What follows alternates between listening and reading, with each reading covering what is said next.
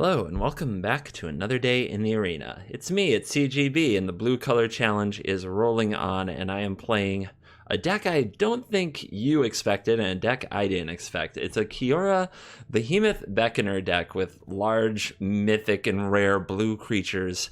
And it is kind of a mid-range monsters deck, to be honest. There's no counter spells, there's no removal. It's just put out things that are too big for your opponent to cope with. And it's actually not as bad as it looks. It feels more like I'm playing a green deck than a blue deck because we're doing so little interacting. Our only interaction in the main deck is Brazen Borrower, and we have Fae of Wishes to go to the sideboard where I threw a ton of interactive spells there because we often have extra mana from all of our mana rocks. But the crux of the deck is that we are trying to, on turn 2, play just something to be in the way or a tempo card. Turn 3, play a ramp card like a Benthic Biomancer, a Kiora Behemoth Beckoner, or Midnight Clock. And on turn 4, play some big 5-drops like Mesmerizing Benthid, which you've probably never even read before. It's a block of text, but there's something awesome about making the illusions and then having them be bigger with Heraldic Banner that you just have to see to believe. And then, of course, we have Gadwick. I have had a very hard time making a great Gadwick deck. I can make decks that draw a lot of cards, but it's a sorcery speed card, so leaving up counter magic with it doesn't work well. And then we want to use the tap effect for both tempo or for staying alive. This deck does a good job of both. One of the reasons Opt is in the deck is because when we play our Heraldic Banner or our Midnight Clock or our Kiora, sometimes we have an extra mana we need to do something with, and Opt is pretty good for it. Opt also can be cast on the opponent's turn to trigger Gadwick, and Opt can be played on the first turn, since we have all this untapped mana anyway, to try to set it up so that we have our ideal curve. So Opt makes sense. Also, the sideboard cards, just a lot of different kind of interaction ways to interfere with the opponent's plan. It's hard to say what each card is for each situation. The things I've fetched the most so far are the Spyglass, the Portal, because if you have nothing else going on, Portal plus Fae of Wishes can get you your whole sideboard over time. Ashiok, which is mainly to go against Golos, by the way. I have not fetched the Jace or the Covetous Urge yet, but this sounds like a really fun card to have as it takes something from the opponent and lets you cast it. Karn can shut down the opponent's artifacts. They can't activate their food tokens, for example, and sacrifice them, or use their Witch's Oven. Plus, it lets you get some other artifacts from the sideboard with the minus. And I've mostly fetched Mass Manipulation. This is the one I fetched the most because sometimes we get into board states that drag out thanks to Mesmerizing Benthid. And then when we use Granted to fetch Mass Manipulation, we steal their best stuff and take over the game from there. The deck is funner than I expected, and I hope it shows well here today in the video. So pull up a chair, get some popcorn, let's dive right in, let the nonsense begin.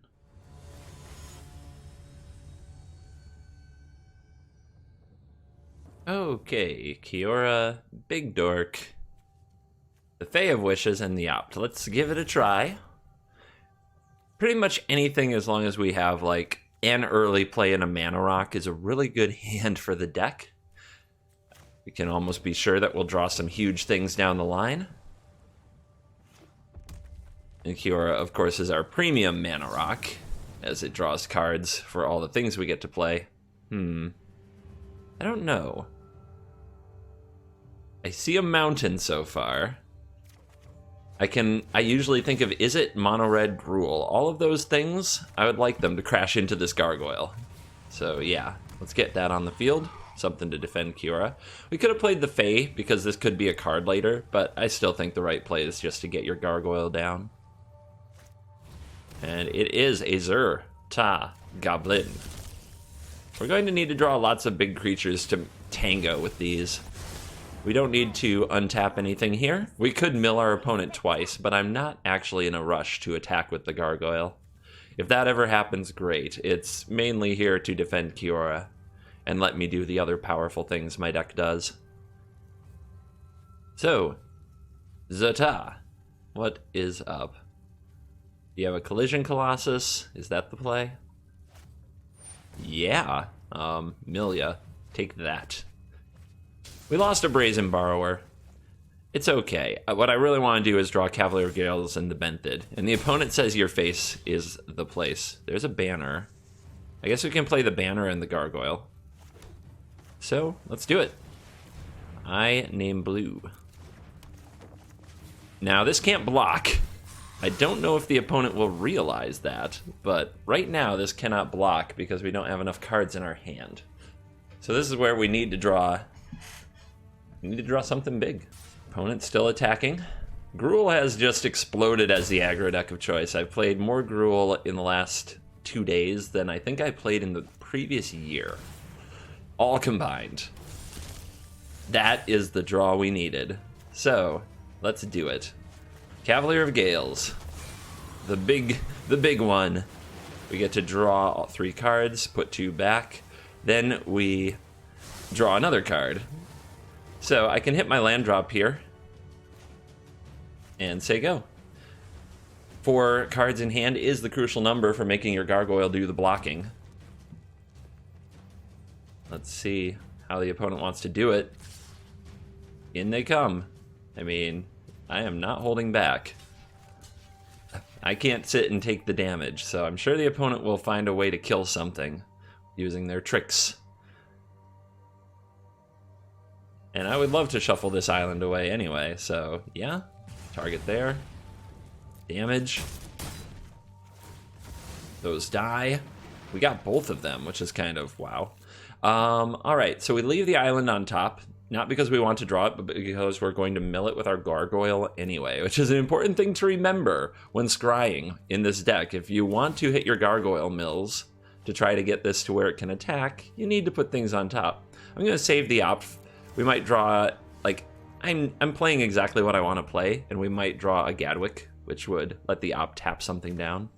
We can also use Fae of Wishes to go get a huge, expensive card like a Mass Manipulation, but I'm all about that Cavalier life.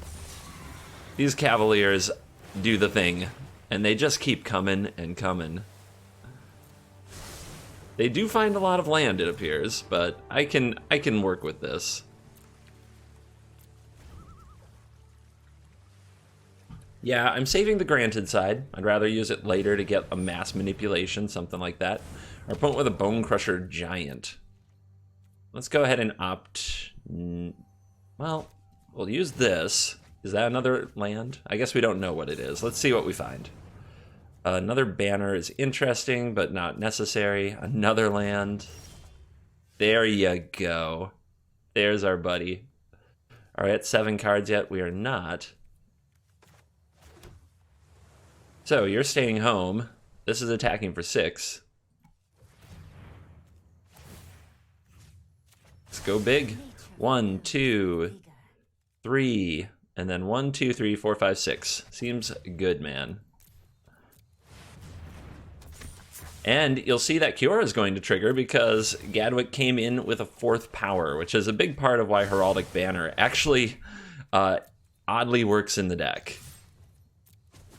Bang. How's your face? And drop off 4 cards. Guess what? All these islands are a bit unnecessary at this point. Let's keep the spells. Kroll Harpooner. Okay. The Harpooner is now fighting the Cavalier of Gales. So that will get shuffled back into the deck and we'll get a little scry too. Why the heck not? I mean, yeah, why not? Are there 7 cards in the graveyard now? Yes, so Vantress Gargoyle is up to some attacking now. We don't need to mill anything. Ooh, getting busy. I think I can just take this and end the game rather quickly, but, I mean, the only way I get cheesed out of this game is if something stupid happens, so, yeah, we'll trade. Taking damage is one of the only ways I can find to lose the game now, so we may as well work on trading off resources since we have 1 million of them. Here's my Benthid. I love making 1/2 illusions. Those having power and toughness is, for some reason, just... I adore it. I don't know how else to put it. I find it very fun. Here's another Gargoyle. We'll end the turn. We'll discard another Gadwick. That's how flexing we are. And I've got Brazen Borrower open for God knows what.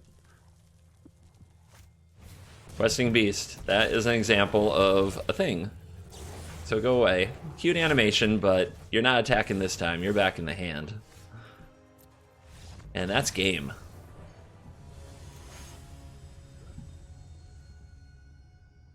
Yeah, we draw land. This is great.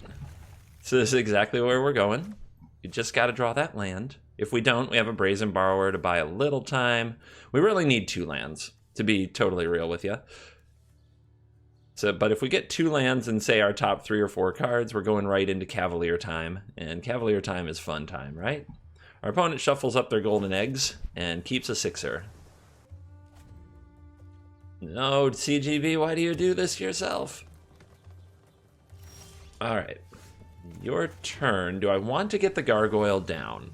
It could be a good blocker, but it goes better with Kiora. And I don't have something to play with Kiora to draw a card if I come up short on a land. So I'm going to save it. I'm going to hold up Brazen Borrower instead. The problem with holding up Brazen Borrower, my opponent always plays Paradise Druid. I give this person an F on their Once Upon a Time timing. You're supposed to do that after you take your next draw step so you have max information. There's the Paradise Druid. Exactly as planned.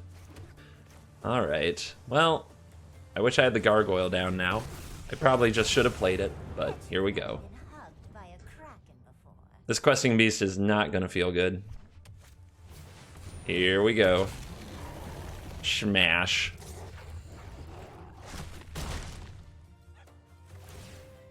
Yep. Let's play the Gargoyle, get a card, try to hit a land drop. Okay, that helped. And we say go. We've got Brazen Borrower, probably bouncing Questing Beast when we enter combat, although I'm curious if the opponent will let me trade off with it. Having a 5/4 and all. Nissa, who shakes the frickin' world. Fun. Alright. Definitely one of the biggest pain in the butt cards that the game could offer me here. But let's see if we can set our opponent into a crazy attack at the Kiora. Or if they're going to pass the turn. Okay, nothing? Then let's use Petty Theft. What are we going to bounce? I guess we can just set back the Nissa. Make the opponent spend their whole turn playing that again, buying time. 5th land. Cav of Gales. So we got something big and strong to attack the Nissa with now. Could really use a banner, and we got one. So I don't know if anything bad will happen to this against Simic, and the opponent will be hungry to get their Nissa back online. So I think that means I can put back the Kiora and a Borrower and not draw them again right away. It is too bad I have to mill here with the Vantress Gargoyle. Is there something I want to mill? Not particularly. I think I'll keep the Kiora on top, because if I end the turn with the Kiora, well, never mind. That was stupid. I'm a dummy. I forgot I actually have a draw trigger from the Cavalier of Gales yet to go. Learn how your own deck works. But yeah, sometimes I get so deep on the brainstorm portion, I forget there's another trigger waiting for me. I'm sure that's not particularly weird or anything. I'm sure that some of you know exactly what I mean. You just won't admit it. You won't admit it. Oh, we're reefing. Okay. What you got there? I mean, this looks bad. This is not what I call great. All right. Well, we're at the end of turn. We can mill, or I can take this draw. I do want to work my Gargoyle into position to do stuff, so let's mill. I already have another Borrower, and the Borrower is not very effective against these lands. It's not particularly effective against Nissa. All right, name blue. And the point of this is because the Cavalier of Gales has to get in there and take this Nissa down. We're losing the Kiora most certainly, but we can use it on the way out, get a little untap action. And when we play our Borrower, thanks to the banner, we'll draw a card. So, yep. And we do have this Borrower ready to go with Petty Theft. You want some? Come get some. Here's the block. I think that means our opponent has another Questing Beast. We'll go ahead and mill just because we want our future gargoyles to get to attack. Here's a goose. That can be very annoying for blocking off when we try to attack our opponent's planeswalkers. It is a problem, and there is another Nissa, so obviously that's part of the plan. Fortunately, we have a Brazen Borrower, and we have another Brazen Borrower. Another 3/3 for our opponent. You got anything else? Okay, so do we get the 4/1 on the battlefield? Or do we bounce the goose so that the Nissa might die?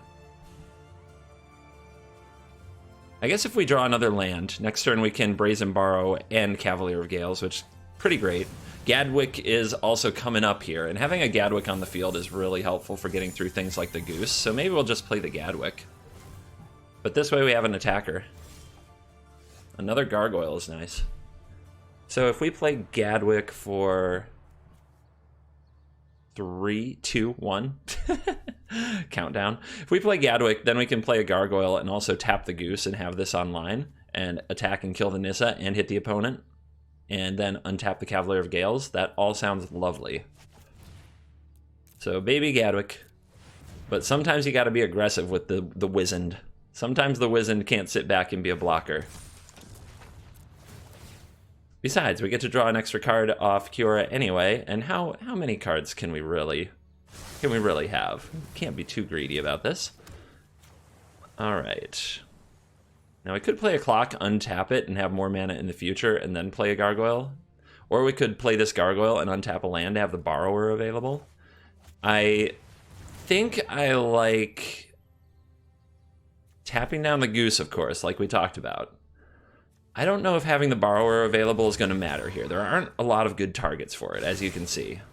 So there's another banner. So what I want to do is I want to attack the face with the Borrower. I want to attack the Nissa with the Cavalier of Gales. Shut that down. Then I want to use, rather than make a Petty Theft available, I can untap the Cavalier of Gales to block. Actually, the Borrower is better, right? Because if the opponent plays anything good, we can bounce it. And we can also tap some kind of an attacker. But then we only have 2 blockers versus the lands. And the lands are a big problem. We can't tap them with Gadwick. So Gadwick says it can tap a non-land permanent, so we can't tap these lands, which is important. Our opponent started their Emote Storm. That's a good sign that they're frustrated. I promise that this deck takes infinite time on its turns where it's casting a million Hydroid Krasi and such. We've all seen that. So it's nice to know we're in their head a little bit after killing 2 Nissas and leaving them without a Questing Beast. I still think this last card is another Questing Beast based on the attack into the Gargoyle. The opponent had the option to make that trade for a long time, and they kept turning it down, and then one turn they just randomly wanted to. Okay. Wow. The Simic food deck did lots of things, and we smashed them. That was... Didn't expect it to go that well against such a powerful deck. If they had Oko, it might have been harder. It would have been harder. Fae of Wishes can be an early drop, then we have some ramp cards. So this is good. This is a good looking hand that we have going. The golden eggs are back. Everybody in their eggs. Let's see what is awaiting us. What nonsense will it be now? Temple of Epiphany. Jeskai, baby? I'll try not to... It could be a lot of things. It could be a lot of things. The Jeskai Fires deck, Fires of Invention, is still lurking around, though. I think I love just getting the 1/4 down. Just because I like having something between me and a Kiora if I play it. Just having something on the battlefield to do things. Then next turn we can play a banner. Or do we play the clock? Red-blue.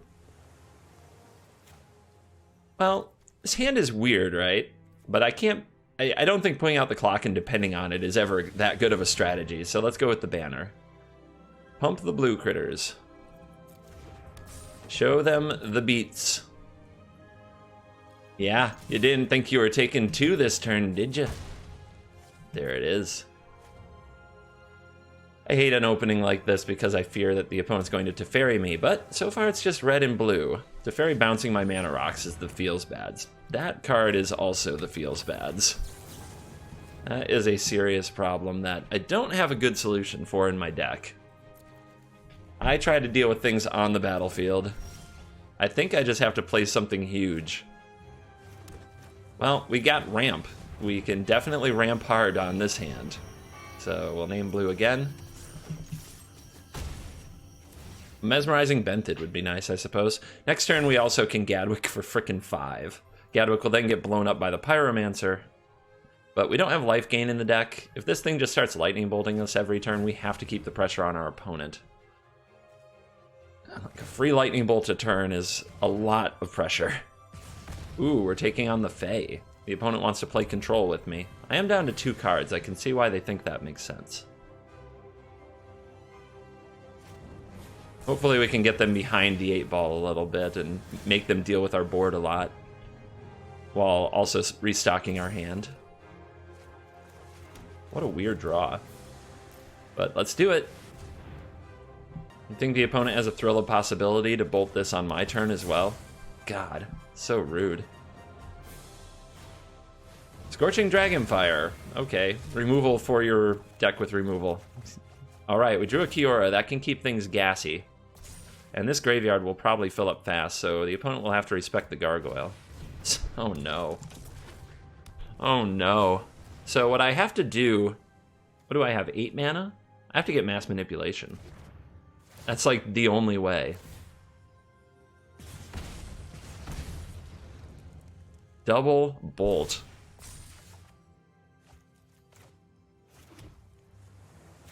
Let's do it.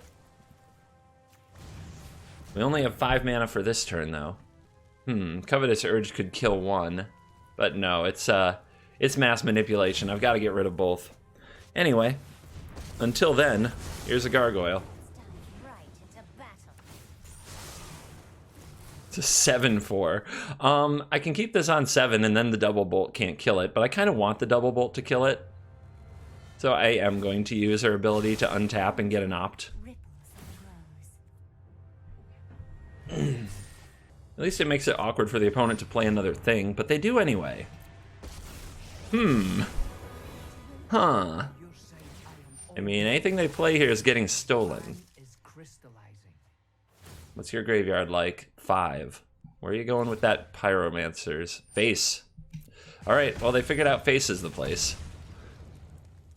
8 life. How do we get through this? We steal their stuff. I save the opt because it gives us 2 lightning bolts. And we hope for the best. If our opponent has a negate here, though, we are getting blown out, and there's no 2 ways around it. Like that's the rubber meeting the road. 7, 8, 9, 10. Let's add a mana. Let's use this first, just in case the opponent has some shenanigans. Doesn't look like they do. But then I would be able to opt in response to the opponent killing a Pyromancer or something. So yeah, 3 things. 1, 2, 3, mine. Okay. It worked. And we have the Scions to do a double bolt. We didn't need the opt to do a double bolt. We have the Scions now, but the Scions can pump something, but this can't attack. Alright, then we will do the discard, draw a card, discard a card. Let us plan for the trials ahead. Well, I still get the glory of this opt. How's your face? And your turn. Clock's ticking. Do you hear it? 1, 2. You hear the clock ticking. No! Oh my god, a 3rd. You had a 3rd. And a Drake? Oh my god. I think we can do this. Let's see how the opponent sends their bolts. They're going upstairs. Down to 5. Alright. Our opponent's at 7. This is going to enable us to attack. Not quite. Man, we need 1 more card in their graveyard. What do we need here? This is one of those cases where I really do feel like I have to think. I can put a card in the opponent's graveyard by tapping this. I can untap it with Kiora. Then I need to move you out of the way. But I can give Trample, and that's good enough. Giving the Trample with the Scions is good enough. Because then we draw the second card with the Opt or the Cavalier Gales, and we double bolt the face. And yeah, that does it. Or we can just double bolt the thing and attack that way. All right, we got him. Opt, clock, 5-drop. So the Opts need to find lands or a good 2-drop. And things might go according to plan. Haven't seen much of the mesmerizing Benthid yet, but maybe we'll be against some kind of a mono-red or aggressive strategy, and you'll see the true power of the illusion tokens. And the power of Mythic 5s. Mythic 5 creatures that are just trying to be rate monsters in blue. This is why this deck is so weird to me. Playing a blue monsters deck, this feels like a Gruul deck. This feels like a Simic deck. This feels like a green deck. It just doesn't feel blue. But it is blue. Blue's identity has been stolen. Counters are no good no more. This is what we just gotta do. Alright. Looks like we're definitely against the Fires deck now. I suppose I can take this, but it doesn't do much against them, really. I mean, with what they play, this doesn't do much. Bouncing Fires doesn't do anything. Yeah. Yeah, you're not the answer. Or I guess you are. This borrower is not taking no for an answer here today. There's the Wizened. Let's pass it on over. Still looking for one more land. There's a Bacon. There's a Teferi. Yep, that's a card Brazen Borrower isn't particularly effective against. Yeah, being on the draw here, we're probably going to get our Mana Rock bounced by Teferi. They're probably going to play Fires, and this game is probably, not for sure, but probably over before it really started.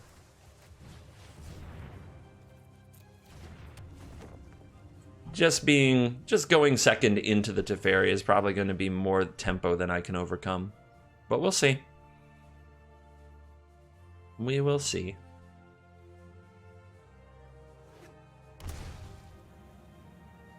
Teferi bounce.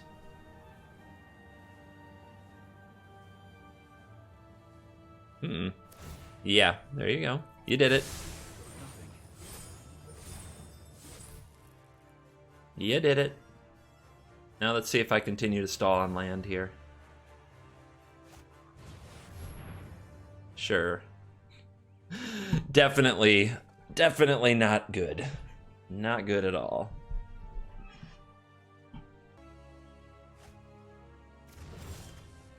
Well, a Kiora, but not a Kiora that does anything yet. And it's not like I need to draw the cards particularly, so I guess I'll just cast you again and sit here doing nothing. Feels bad. Here we go. Here we go indeed, Teferi. At least be the Cavalier version so you can kill me quickly. Nah, we're just gonna Sarkin it. Sarkin kills pretty quickly. Okay, you made a dragon instead of attacking. Whack. We'll play a clock. And I guess I'll see maybe the Brazen Borrower. Well, we can't play instant speed, so I guess I'm just doing this.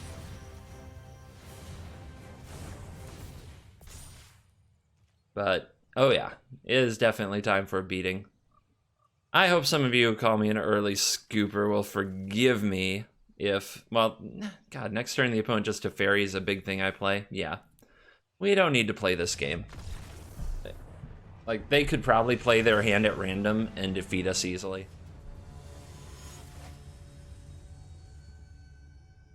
Okay, well, we have a lot of early action. Let's see if we're up against a deck that tries to attack us quickly.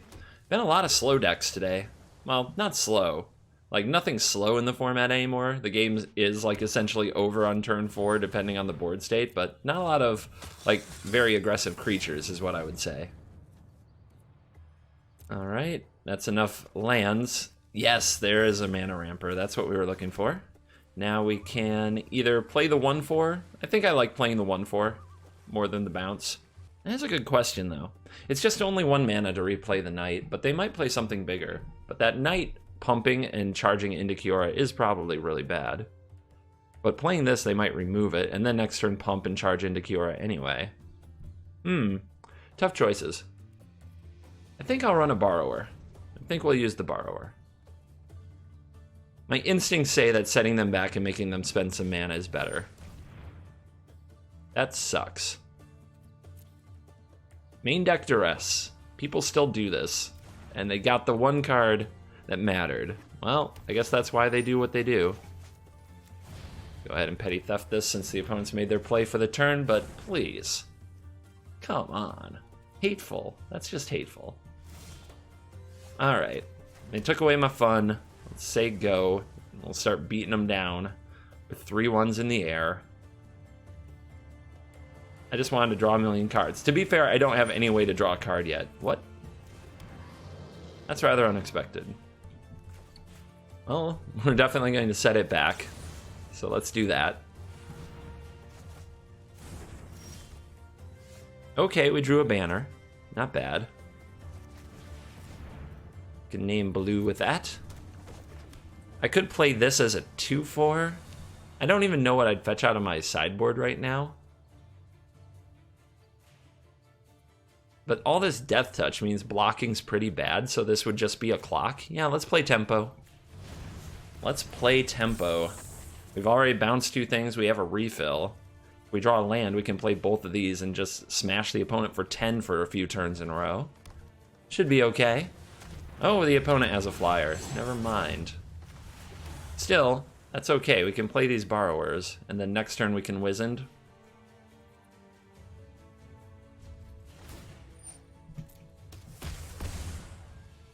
The opponent clearly knows what's coming, though. They know it's time to borrow.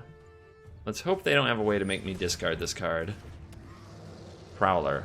Sure. Now the Ebon Legion, yes. The creatures are back. Does the spawn want to attack? If the spawn attacks, I'll block. Maybe they forgot this is a 4/1. And we'll also block with the Fae of Wishes as well, because it absorbs all the trample damage, and the opponent can only kill 1. They can't kill both. And we don't want to take that trample damage because the Knight of the Ebon Legion gets bigger. And they better take out the Borrowers. Those things hit hard. Like, really hard. Yep. Out of there. And here's the other Borrower. Another Fae of Wishes is nice. The sideboard might start coming into play here. But for sure I'm doing this. Let's refill this hand. Nice. Alright, get him. Let's apply some pressure to that life total.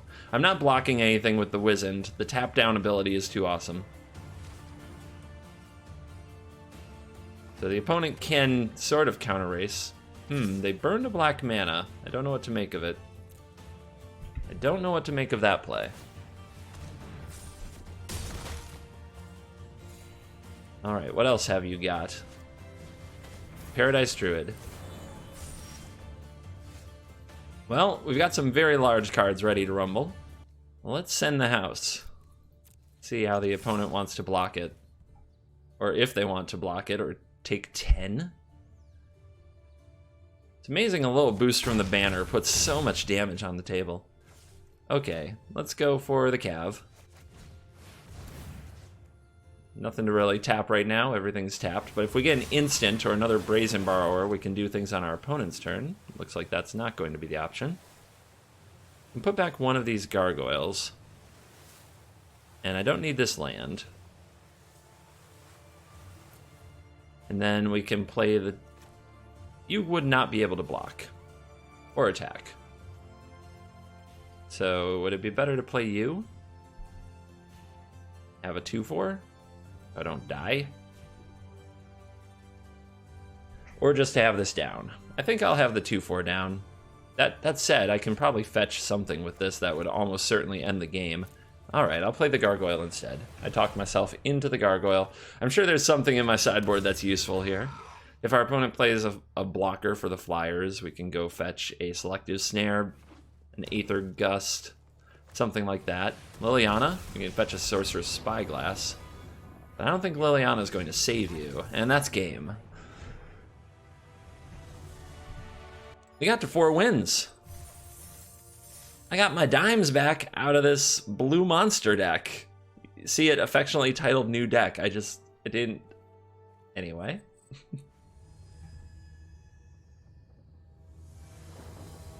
We've got Opt. We can get ourselves into a Kiora, into the nonsense, although nothing draws a card off the Kiora yet, but this is good. Templar, my lady. Missed the opportunity to say that last time. Okay. Banner makes Kiora a card drawer with some of the cards in my hand. Let's see what the opponent has for us. Is it an adventure deck? Is it, I don't know what it is. Stomping Ground, some kind of Jund. We're looking for land. We're looking for an island. Thank you. Now, let's hold up the Borrower. Because whatever's going on over here, I'm not quite sure what it is, but I don't think the 1/4 is going to do too much. Surely our opponent didn't keep a hand that just goes 1, 2, 3, nothing. We just hope it's not Paradise Druid. Something that we can hit with the Brazen Borrower. Tap Land Goose. I mean, we can hit that. But I don't think that's the plan, because the opponent just replays it for a very low cost. I think so this is what I do against the Goose. I take their food. I'm a rude boy. I steal their food from them. That's what I do with the Goose. Alright. If I get this down, the next turn the Cavalier of Gales draws a card. So yeah, let's get the cards going.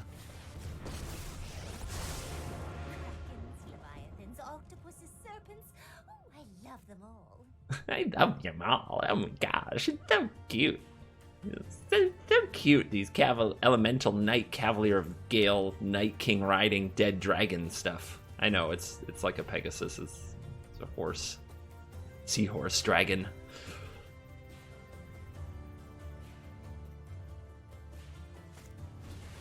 No! God, this card. This card.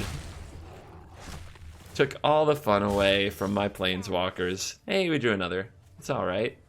So, let's get the Cav down. See if the opponent has a good answer for the Cav. We have a card draw after this, so I guess I'll just put down 2 lands, pick one up.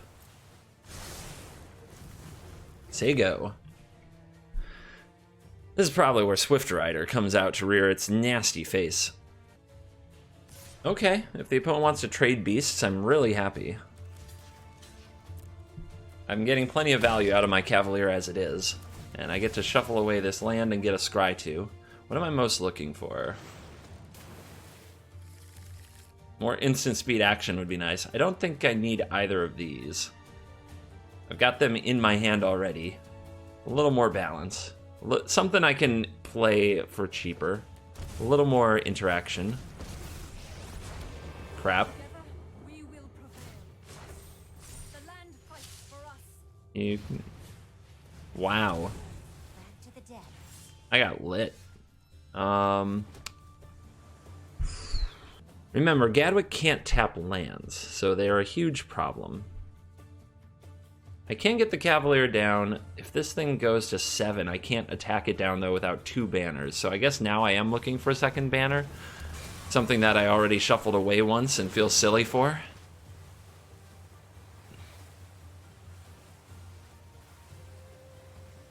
Next turn I could Granted for a Spyglass. Turn Nissa off at least a little bit. Oh my god. What are you gonna do? Okay, exile that right away, sure.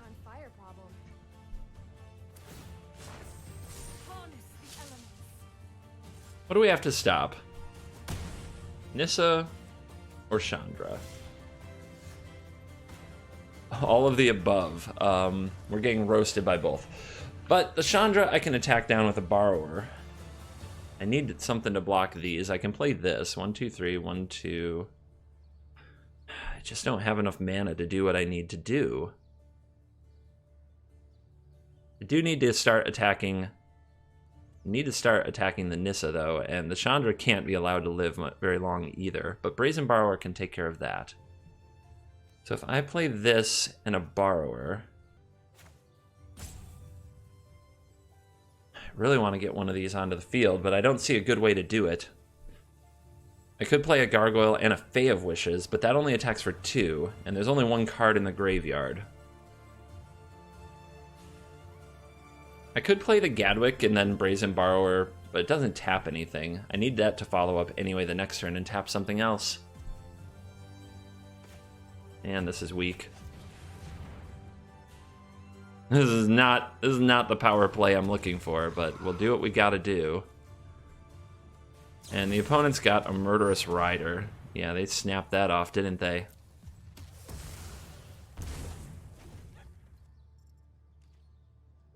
You are the champion adventurer. I haven't seen this deck. It definitely worked here. It's just a collage of super powerful removal. It's really mid-rangey. I imagine you can go over the top of it pretty well because it doesn't have Hydroid Krasis, so it makes it a very medium Nissa deck instead of a powerful Nissa deck. But it sure looked good here. Just absolutely slaughtering our pack of blue creatures with well-placed removal spells. And they've also been able to play absolutely every card from their hand every turn with no issue. Not deploying this, kind of weird.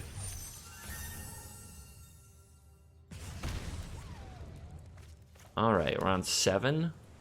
So we play the U, pay 0, confirm. We're at least gonna flex a little bit here. We're gonna show people that we're not complete pushovers, darn it. We have feelings too. Tap that. Is our opponent too annoyed with us to... I guess they're also drawing a card with the castle is probably why they left their mana up and didn't play this. Yeah, okay.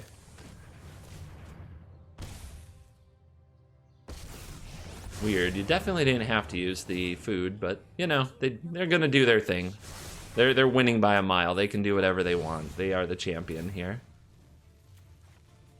But we'll tap the birds down and kill the Chandra because we can. And then we're gonna concede, well, maybe our opponent will ultimate Nissa. I don't know if our whole audience has seen a Nissa get ultimated. It's not particularly impressive or anything. It kind of takes a long time for the opponent to go get some land and pull it out of their deck, and they're not even going to do it. Well, yeah, we don't have to concede here. They're attacking now. No blocks. You win. You win. Hello?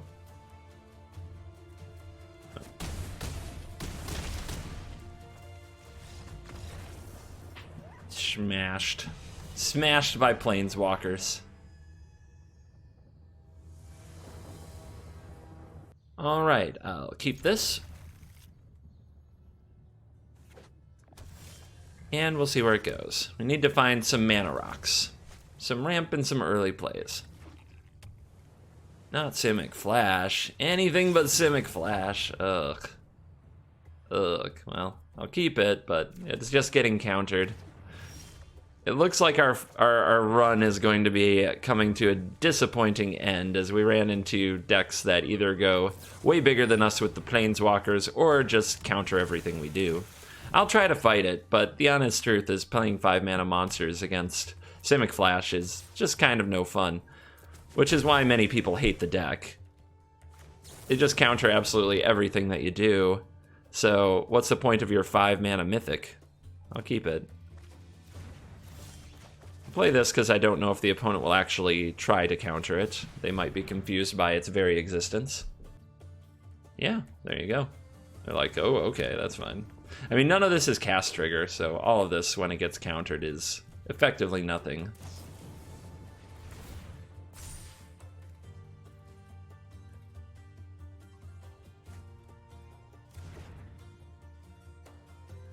Opt.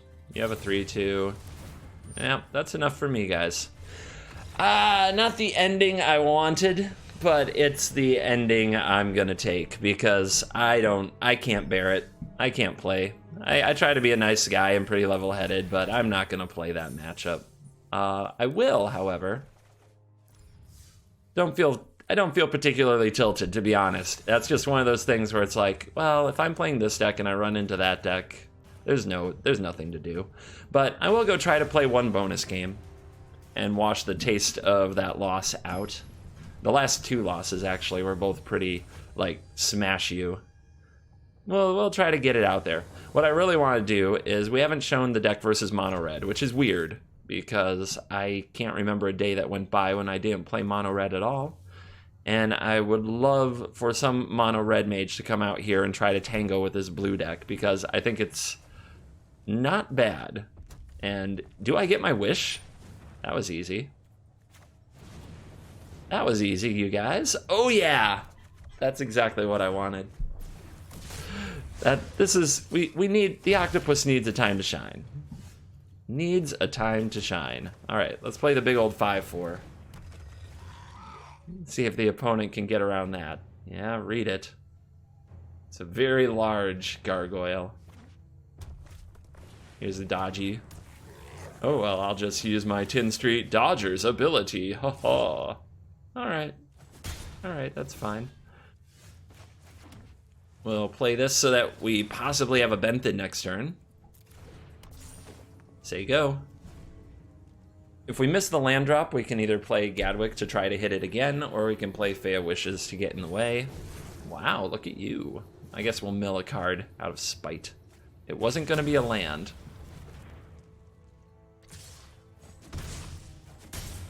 Land. Yes! Bring forth the Benthid! This is a hexproof 5/5 that makes 2 0/2 illusion creature tokens when it enters the battlefield. Whenever when they block a creature, the creature doesn't untap during the next untap step, and the Benthid has hexproof as long as I have an illusion.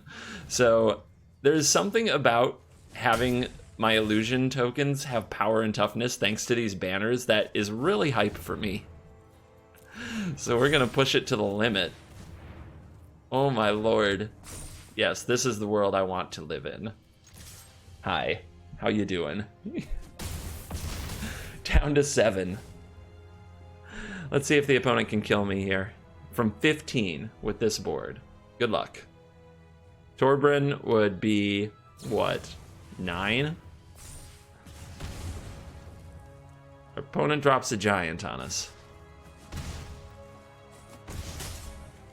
You have anything else, or are you just going to roll over to the illusions? A skewer of the critics, and a scoop. I feel much better now. I got to show you the mesmerizing Benthid in all of its mesmerizing glory. Octopus for life. I hope you enjoyed me playing around with the behemoths as much as I did. This deck feels so wrong. It feels so weird and stupid. I have never played, it's been a long time, that's not true. It's been a very, very long time since I played a blue deck whose plan was to ramp into large 5-drops and smash the opponent's face with them. But I think in the mono blue color challenge, in this standard meta, in the world we live in right now, they're taking the counterspells away. Mill just takes too long. Tempo's not that good. Yeah, we've got to resort to drastic measures, and this is a blue Mon-Thurs deck that feels green and red, to be honest. But it was very fun. Getting Kiora to do her thing was great. Getting to use those mesmerizing Benthids that have been sitting around in my collection collecting dust, virtual dust. That has been fun too, and I hope you enjoyed it. So we're at the end of the standard portion of the mono blue color challenge, but don't worry, we've got a few more treats around the corner. Just some really fun things on the way out. I got a lot of good feedback for the historic deck, and the free-to-play account likes to get in on these things too. So a little bit more blue, and then green will be the next color up in the color challenge. Thank you for watching this video. As always, I will see you in the next video. Goodbye.